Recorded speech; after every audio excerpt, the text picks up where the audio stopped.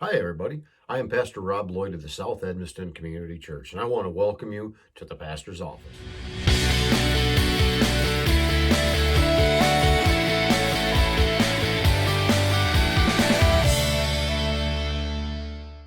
So today I want to talk to you about a couple things that I found in 1 Timothy this week. I'm going to start out with the last couple verses. Actually, it'd be chapter 6, verse 20, and then we're going to jump forward in the book.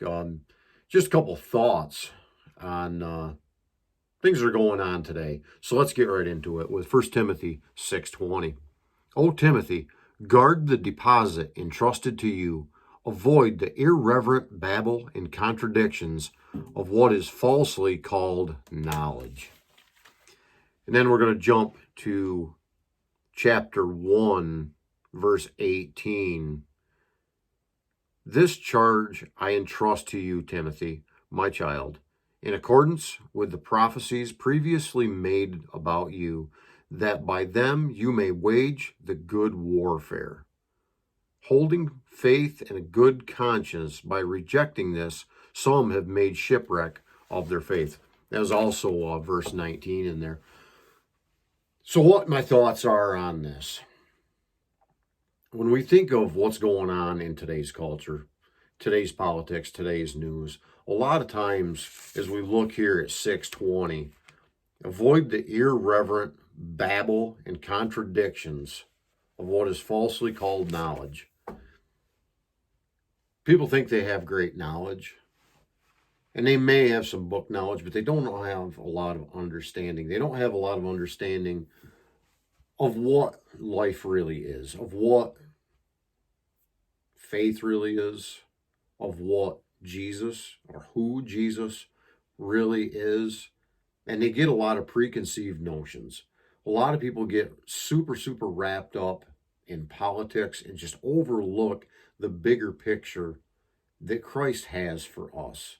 We're only here for a little while, but we have eternity with him if we are one of his children.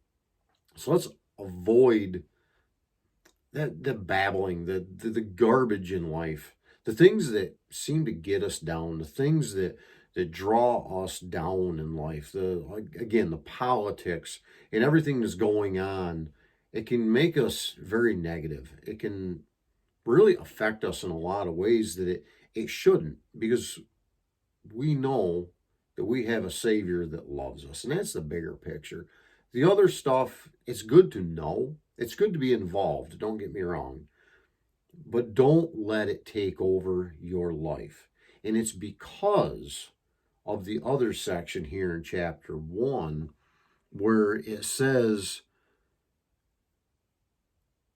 that by them you may wage the good warfare. Folks, we are waging spiritual warfare right now. There is an amazing amount of spiritual warfare going on. The warfare for our souls. You think about it. How often do you see on the news or in print, whatever, positive things about Christianity? Atheistic culture has truly invaded, along with Muslim culture and a lot of others that have come against Christianity as of late. And you don't see a lot of Christians standing up for what they believe. Well, I'll pray about it. Well, that's great. Let's absolutely pray about it, but let's also get involved. Let's get out there and do the work that he has called us to do. If we look at Hebrews in the Faith Hall of Fame in chapter 11, it says Abraham did this and Rahab did this, and all the people that are in the Faith Hall of Fame, by faith, they did, and they did. So by faith, are we going to sit back and watch everything go by? Or are we by faith going to do? Are we going to be out on the front lines of this spiritual battle?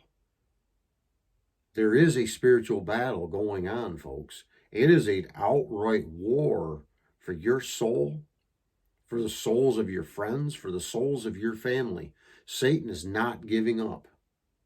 He is not giving up. He has a ton of angels that are fallen with him. He has a ton of demons working on his behalf. He is very strong. In the end, if we've read through the Bible, we know that God wins. Jesus comes back to earth and he kicks some serious butt. But in the meantime, those battles are going on. And if we're not in the fight, we're standing on the sidelines, souls are going to Satan instead of with us to Jesus because of us not doing anything. It is time, folks, to stand up for what we believe, stand up for what we know, and engage in the battle. The battle is real. The battle is for our souls. The battle is scary, but we have to be in it. We can no longer stand by the sidelines. We need to get out and speak to people about our faith. Speak to people about who Jesus is, what he truly means to us. That is what we need to do. Because if we're not doing that, again, people are losing their souls to damnation. And it could be because we're not doing enough. So let's get out there. Let's join the fight. Let's be part of this. Let's be part of something bigger. Let's not sit on the sidelines anymore. Join the battle lines. Get out on the front line and do for God. Because remember, Jesus died for us. He physically died. Then he was resurrected. But all he's asking us to do is tell people about him. So let's do that. Let's tell people about him. Think about that in the days ahead and get out there and let's get into our Bible. Let's get the knowledge. Let's get the faith. Let's get the preparedness that we need to go out there and fight this battle and get out there again on the front lines and join in it. I want to thank you for your time and spending the few minutes with me. And may God bless each and every one of you today.